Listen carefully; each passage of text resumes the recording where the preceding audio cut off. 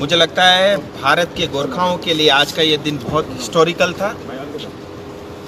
मुझे लगता है प्रथम बार ऐसा हुआ है कि बगैर किसी आंदोलन के और बगैर किसी बंद के गृह मंत्री जी के साथ 1 घंटे से ज़्यादा समय तक पहली वार्ता रही।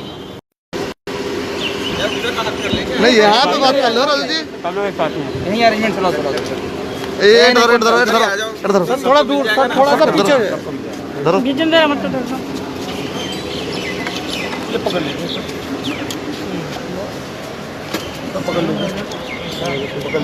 अरे आप थोड़ा सा पीछे हो जाए, थोड़ा नीचे दादा ये भी शॉर्ट्स बनाते रहना। मीनाक्षी जी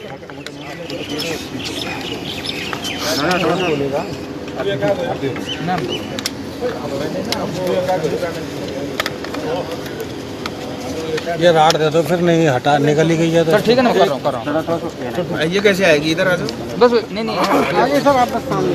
चलो बाबा ये नहीं ऊपर कर दिया, देख ले। हाँ थैंक यू। चलिए आप सबका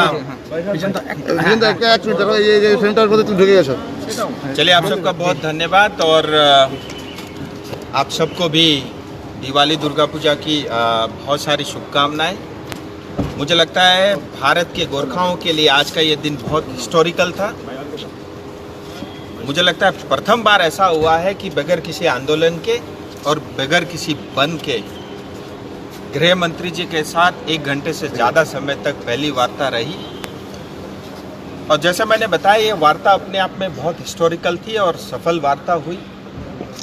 हमने अपनी जो मांग थी पूरी गृह मंत्री जी के सामने समक्ष रख दी है और गृह मंत्री ने भी ये आश्वासन दिया है कि आपकी जो मांग है उसके लिए भारत सरकार ईमानदारी से प्रयास करेगी और उसका हल करेगी। क्योंकि ये एक ट्राइपेटाइट टॉक था जिसके अंदर में केंद्र सरकार, हमारे गोरखाओं के जो विधायक हैं और सांसद हैं और जो हमारे अलायंस पार्टी के अध्यक्ष हैं, और साथ ही तीसरा जो पक्ष था वो पश्चिम बंगाल सरकार था।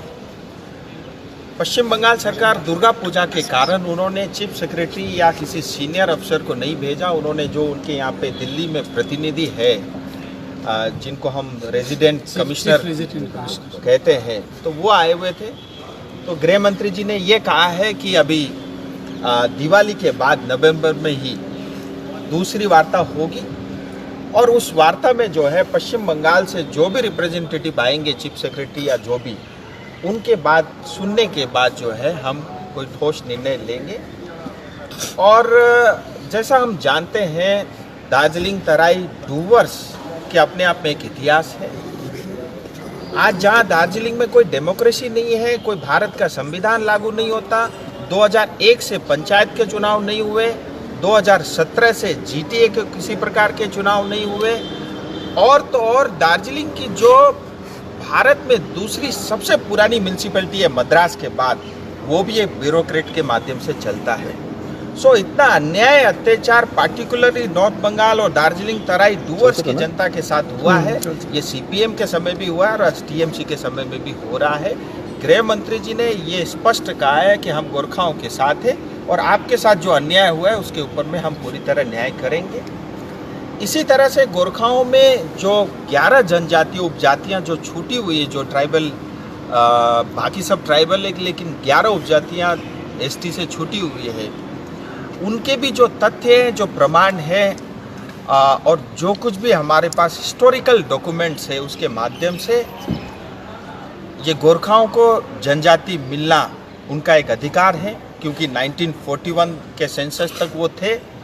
जब कॉन्स्टिट्यूटेड असेंबली के अंदर में डिस्कशन हुआ उस दिन भी गोरखा एसटी थे, और जो है 51 के बाद के जो सेंसस है उसमें किसी तरह वो छूट गए थे। तो उसको भी अच्छे से देख करके उसके ऊपर में भी फैसला लेने की बात की है।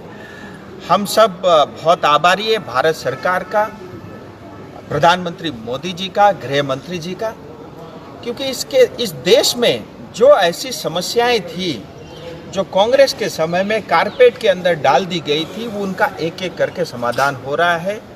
चाहे वो 370 का हटना हो, बोरोलैंड की समस्याओं का समाधान हो, ब्रू रिएंग का समाधान हो, या अभी हाल ही में जो कार्बी आंगलॉन्ग की जो समस्या का समाधान हुआ, हमें पूरा विश्वास है ये सरकार जो कहती है वो करेगी।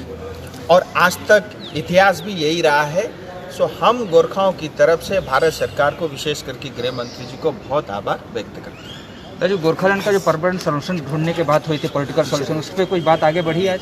देखिए, किसी भी गोरखा से आप कहेंगे वो यही कहेगा कि हमें गोरखालैंड चाहिए। जहाँ तक भारतीय जनता पार्टी का सवाल है, एक पार्टी के प्रवक्ता के नाते भी ये विषय में रखना चाहूँगा। 2019 के चुनाव में और 2021 के चुनाव में हमने संकल्प पत्र में ये कहा है कि हम गोरखाओं से जुड़े मुद्दों का समाधान करेंगे, स्थायी राजनीतिक समाधान करेंगे। सो हमारी पार्टी स्थायी राजनीतिक समाधान के लिए कमिटेड है, उसी के लिए यह वार्ता थी। राजू जी, डिफाइन क्या हुआ, मतलब पीपीएस का डिफाइन किया कि आप लोग ने गोरखालैंड और आइदर यूनियन टेरिटरी? देखिए, ये अंदर जो है करीब 1.25 घंटे से ज़्यादा की वार्ता चली और ये ऑफिशियल टॉक था, ट्राइपेटाइट टॉक था।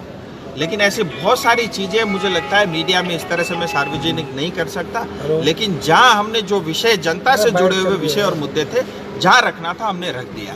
आप सबका बहुत बहुत धन्यवाद। राजू जी, जैसे आप दार्जिलिंग जाएंगे तो दार्जिलिंग की जवाब वो जनता से क्या कहेंगे आप? ये वार्ता का नतीजा देखिए, कुल मिला के ये एक हिस्टोरिकल वार्ता था और इतनी सफलता इस पहली वार्ता में हमें मिलेगी, हमें इतनी भी आस नहीं थी। जितनी हमारी अपेक्षा थी उससे बेहतर ये वार्ता हुई है और बहुत एक अच्छे माहौल में हुए हैं। और अच्छी बात यह है कि भले ही चीफ सेक्रेटरी नहीं आए, लेकिन पश्चिम बंगाल के भी एक प्रतिनिधि बैठे थे और जो हमारे पास खुराक था उनको सारा हमने दे दिया। सर, उन्होंने क्या कहा? रेसिडेंट कमिश्नर का क्या था? देखिए, वार्ता के अंदर में अमित शाह जी स्वयं उपस्थित थे, 2 MOS भी थे, नित्यानंद जी भी उपस्थित थे और साथ ही हमारे डूवर्स के जो हमारे सांसद और MOS है जॉन बारला जी। हाँ, कमिश्नर ने क्या कहा पश्चिम बंगाल की ओर से? देखिए, जैसे गृह मंत्री जी ने कहा कि हमने ये अपेक्षा किया था कि चीफ सेक्रेटरी आएंगे, वो नहीं मौजूद थे, तो उन्होंने ये कहा है कि हम दिवाली के तुरंत बाद दूसरी वार्ता बुलाएंगे और उसमें पश्चिम बंगाल का पक्ष भी हम सुनेंगे।